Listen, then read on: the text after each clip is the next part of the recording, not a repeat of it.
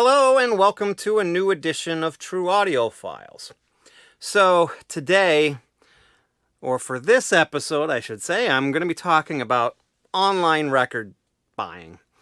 Kind of, the pros and cons and my opinion overall about the practice, if you will.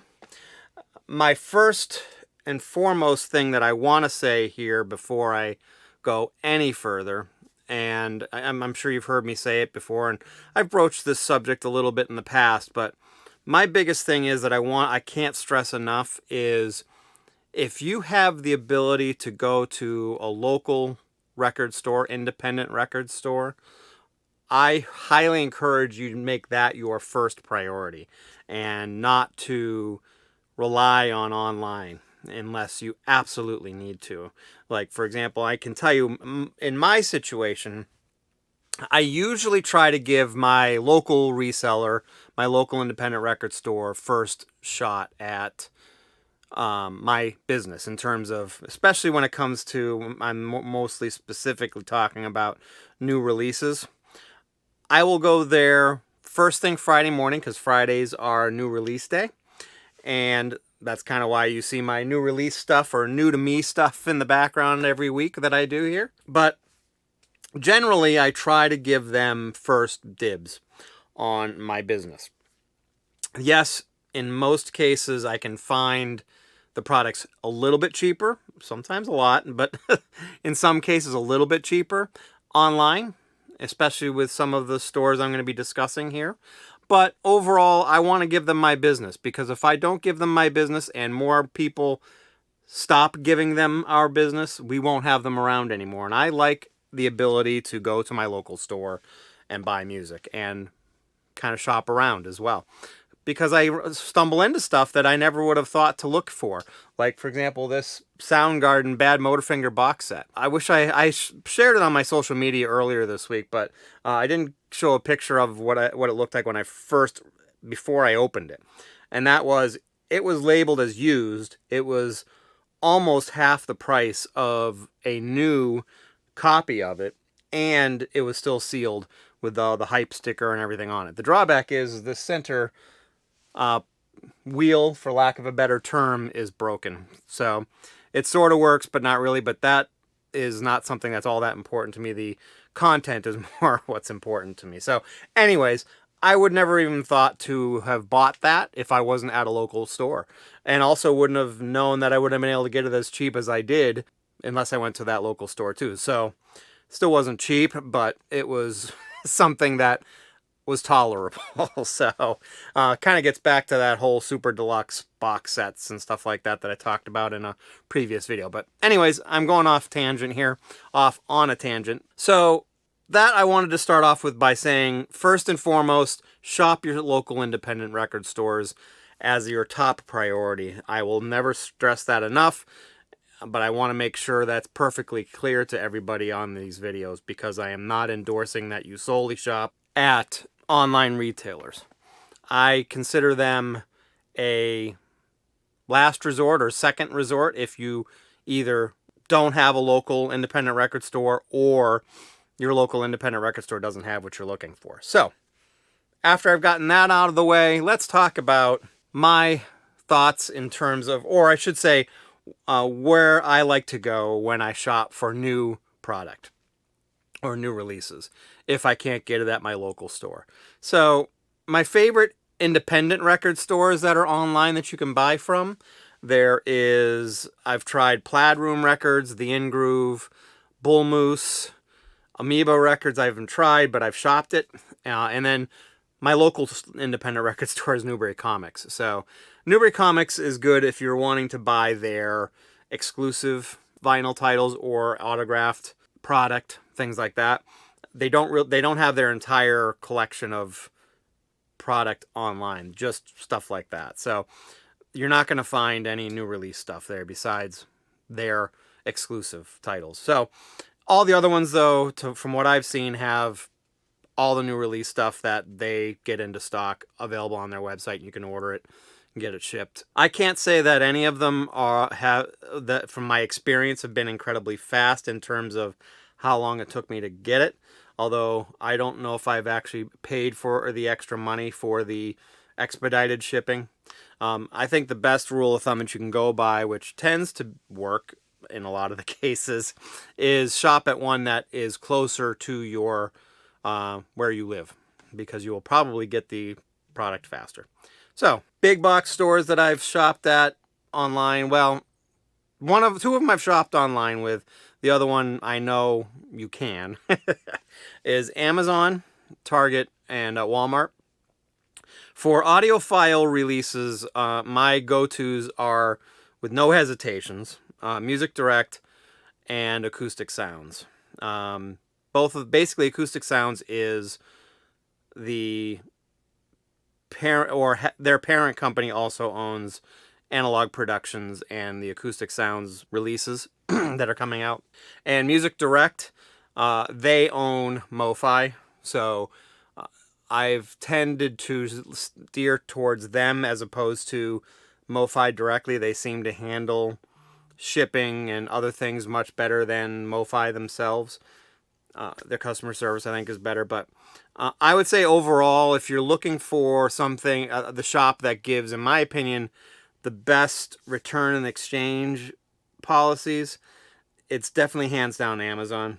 Not to say that any of the other ones are bad, but Amazon just makes it incredibly easy. I know that there are a lot of detractors for Amazon because they basically control everything, and they've probably been solely responsible for shutting down a lot of independent record stores and bookstores, but the fact is there's a reason for that. It's because their business model is very good in terms of how they treat the customers. Their employees are could be another story, but I don't want to get into that. For best for customer service, I would say Amazon's been pretty good on that, but Music Direct and Acoustic Sounds have been very good as well. I mean, I don't think Music Direct and Acoustic Sounds has as good of or as easy of an exchange policy as Amazon does, but they will take care of you. So they're probably my favorites all around, in terms of if you don't mind maybe waiting a little longer for the shipment, and maybe you don't mind not maybe having the absolute best return and exchange policy, but a very good one, I would say Music Direct and Acoustic Sounds are a great way to go, because they probably give you the best chance of getting a record in great condition and not getting damaged in shipping. They do probably the best job of packing and packaging of your records to ship them to you. So they're kind of the go-to for me for that. For used, I mean, I think it's pretty much a foregone conclusion. It's eBay or Discogs. What I really like about Discogs is the fact that a lot of your independent record stores that don't necessarily have their own website also sell on Discogs. They sell on eBay too, but I think it's a better environment in Discogs. eBay probably gives you the better chance of getting a better deal, since they have auctions and maybe more people like antique stores that try to sell on there and don't necessarily know the value of a record. You can sometimes score a deal that way. So now, I mean, the thing I want to talk about now more is the used, because we've kind of talked about eBay and Discogs. And the thing that I want to really stress here is kind of what to look out for when shopping for used. I think the biggest things for me have been trying to find a trusted resource for buying your used. And that's probably the most challenging part. I honestly kind of have stopped buying used online just because more times than not, I haven't been entirely happy with the buying process, but I know a lot of people swear by it and rely on it. And please make some comments below if you want to kind of list your favorite people to buy from, and maybe your list of people to avoid, both on eBay and Discogs. I would really love to see that input in the comment section, because I can't speak to truth on that as much, just because I don't have enough experience with buying or selling on either one of those. But one thing that I will make as a recommendation to you all is something I learned the hard way that I should have known and should have had some red flags go off. But a few years back, I bought a bunch of Queen UK pressings off of someone in the UK, and it was kind of a package deal for a lot of them, most of them actually. But what should have tipped me off on the description was, they weren't really using the standard descriptions of conditions. Like they'd say, there it was in great shape, very little wear, and one big thing that not tipped me off, but really kind of frustrated me when I received the records is claiming that there were no scratches. So, and the reason why I say that is when I got them, there were a bunch of scratches. When I contacted the seller, they were saying, well, there's only some scuffs, really. There's no scratches. But I guess it's a kind of a semantics game, whether you want to call a kind of a deeper scratch a scuff or not. But there were several records that had definitely a bunch of scuffs. The amount of scuffing on the records was definitely undersold, if you will, or was not explained well enough, in my opinion, in the description, because there was a lot more than they made it sound like, and there were definitely several scratches on a few of the records.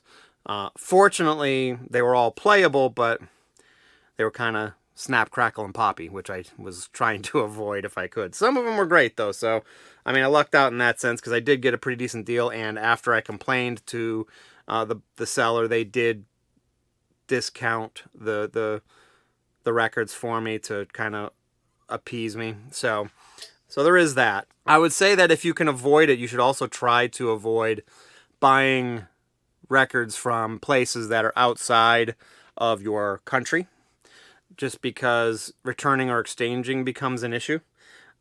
Greatly becomes an issue, because it's very hard to do exchanges or returns without having to pay extra money to do it. So that would be another thing to look out for. So probably going back to that the last statement about the conditions, make sure you're getting great descriptions. So it says stuff like, hey, it's visually a VG plus, or visually a near mint, or I've played it through and I would say it sounds like a near mint or VG plus, or whatever it is. And they make sure that they go into extreme detail about any minor flaws or condition issues, and make sure that they've got good pictures in there as well. So I think that would be my best advice for searching for used, because I found I've had the most success when the sellers are very detailed about condition, and they are very detailed in providing pictures of the product you're buying too. So, going back again, try to avoid out-of-country purchases if you can, especially on used. New is probably less of an issue, although there still can be issues that are hidden because they're sealed. But if the records don't come in the way you like them, or they get damaged in shipping, it becomes kind of difficult when they are international purchases. So my overall take is, again, stick with your local independent record stores if you can, both for your new and used purchases. If you have to shop online, I would stick with the independent record stores that are out there. You're generally going to get better pricing from places like Amazon, but you're supporting independent record stores if you go with the other ones, and you're probably not going to pay all that much more money. So if you don't mind waiting a little bit of extra time for the shipping, and you don't mind maybe paying a little bit more money, please support those independent record stores, whether it's local or online. And for your audiophile releases, Music Direct and Acoustic Sounds are awesome. Oh, sorry, I want to state here right off, there's no endorsements going on in here. I'm not being paid by anybody that I'm talking about here. I want to make that perfectly clear. So please take this with for what it's worth. It's truly my honest opinion, with no backing by any of these companies I'm talking about. So getting back to this, I really do like buying occasionally from Amazon and Target. Target you can buy online. My local Target has a really bad record and CD section. I think it's like about an 8-foot section now, maybe 12 tops, but I'm not even sure if it's that anymore. And that's for both records and CDs, not for one, not like 12 feet for records and 12 feet for CDs anymore. It's basically 12 feet. Top part is CDs, bottom part's records. So I tend to have to buy some of my stuff on Target's website instead. And because I've got a red card, I get the free shipping and I get the discounts anyway, so it's not a big deal. But I do buy quite a bit from Amazon. I'm not going to lie. I'm going to put it out there because they've got great pricing. I tend to especially buy my Blue Note reissues on there, both Tone Poet and the Classic Vinyl series releases, because they are, generally speaking, significantly cheaper than anywhere else. I mean, I think I can get the Tone Poets for the single record versions for $26, $27 usually, and the Classic Vinyl series are usually like, I think, $21 or $22. So they're significantly cheaper, and I get free shipping because I've got Prime. So significantly cheaper than just about anywhere else I can get them. I will admit, however, that if they don't ship them to me before release day and I see them in my local store, I will cancel my Amazon orders. So that's another thing you can do. I will pre-order a lot of things on Amazon, and if I'm able to pick it up on release day at my local store before they ship my my product, I will cancel those orders. So you can always do that. That's maybe a tip from me as well. But so those are kind of my takes. So to recap real quick, buy local independent. If online, try to buy from independent record stores online like Amoeba, Plaid Room Records, The In-Groove, Bull Moose, Newberry, Amoeba. If you want to save some money, I can completely understand. My consideration would be kind of your last resort for new releases, Amazon or Target, maybe Walmart, especially since they've got exclusives as well. For audiophile releases, Music Direct and Acoustic Sounds. And for used, eBay and Discogs. Just make sure you follow all the rules I provided before about descriptions and pictures and condition and information, and learn the ones that you can trust and the ones you can't. So that's kind of my take. I would really, really like it if you would comment below, especially for those people who do a lot of buying on Discogs and a lot of buying on eBay. I would love to have you make comments below about which resellers you prefer in both of those marketplaces, which resellers you want people to avoid on those resellers of eBay and Discogs, and what your thoughts are in general about the other things I said about online shopping. So that is everything I've got for today. I appreciate your time, and I hope to hear from you again. Please, if you liked what you see here, subscribe and like the video and subscribe. If you want to know when my new videos come out, hit that alert bell, and please comment. All right, that's it for today. Thank you very much. You have a good one.